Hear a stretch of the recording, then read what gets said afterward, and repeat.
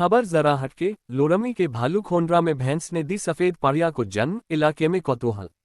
रविवार 21 दिसंबर 2025 सुबह 9 बजे मुंगेली जिले के लोरमी विकासखंड अंतर्गत ग्राम भालूखोंडरा में उस समय लोगों में हैरानी और उत्सुकता फैल गई जब एक भैंस ने पूरी तरह सफेद रंग की पारिया को जन्म दिया।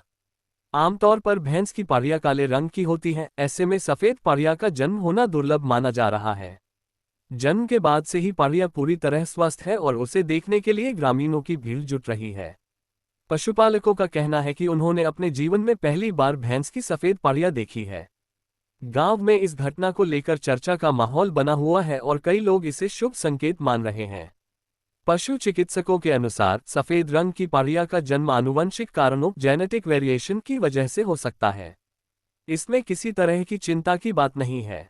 फिलहाल भैंस और उसकी पारिया दोनों स्वस्थ हैं। जो कोई भी गुण होते हैं किसी भी जीव के क्रोमोसोम से नियंत्रित होते हैं। उसमें से जीन्स होते हैं, दो प्रकार के होते हैं, एक डोमिनेंट होता है, एक रिसेसिव जीन होता है। जो डोमिनेंट जीन होता है वो जो रंग रूप परिवर्तन होता है उसमें उसको कंट्रोल करता है। जो रिसेसिव जीन जो होता है, जो कभी वो आगे जब आ जाता है तब वो परिवर्तित हो जाता है। ये इस एटाविज्म कहते हैं साइंटिफिक लैंग्वेज में। रिवर्सल बैक कहलाता है।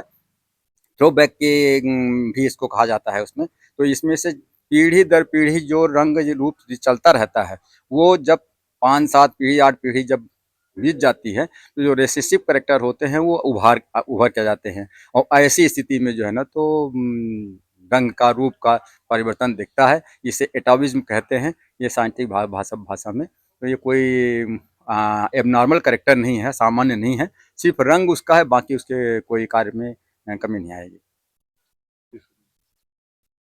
ये कल ही जन्म ली है सूर्योदय के साथ में ही। और शुरू में जब हमने देखा, मैं लोरमी से आता हूँ, आया मैं उसी समय जन्म हुई थी, देखा तो मेरे को बड़ा आश्चर्य हुआ कि अरे इतनी सफ़ेद ये पैदा हुई है।